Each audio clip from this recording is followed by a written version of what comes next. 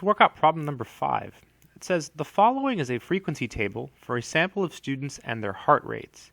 So we have heart rate between 55 and 59, and then 4 people had a heart rate that was in that range. 11 people had a heart rate between 60 and 64, and so on. What is the mean heart rate for the group of students, and what is the standard deviation for the group of students?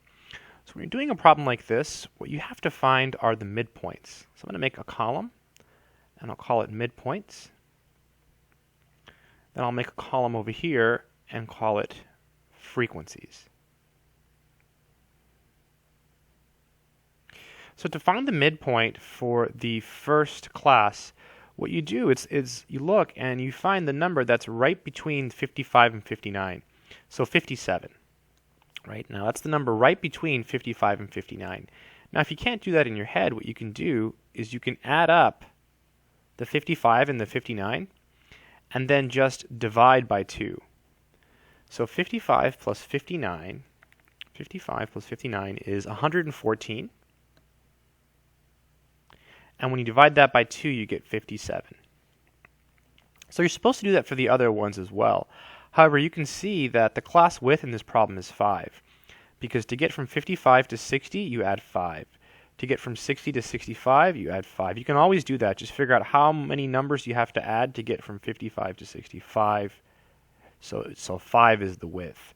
So you can just add 5 to the midpoints to get the rest. So 62, 67, adding 5, you get 72, 77, 82, and then 87. Yep. And you could check, right? You could check by eyeballing it. Let's see, 62, 67, 72, 77, 82, 87. Looks okay. I'm going to go ahead and write down the frequencies here. So 4, 11, 21, 34, 32, 22, and 6. All right, now we can go to StatCrunch and we can get all the answers. So step 1, when you have a frequency table and you're trying to find the mean and standard deviation, is you first compute the midpoints for each class. All right, I'm going to open StatCrunch, and then in the first column, just type in your midpoints. So 57, 62, 67, 72, 77, 82, and 87. And in the second column, just type in your frequencies. So 4, 11, 21, 34, 32, 22, and 6. All right, good stuff. And then you go to Stat, Calculators, and you go to Custom. So Stat, Calculators, Custom. Okay, so again, it's Stat, Calculators, Custom.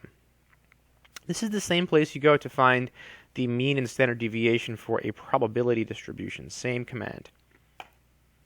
Then you pick the first thing, and you pick the second thing, then just click Compute. Boom, there it is. There's all the answers. So the mean is 73.5. So in this case, the mean is 73.5. That's one answer.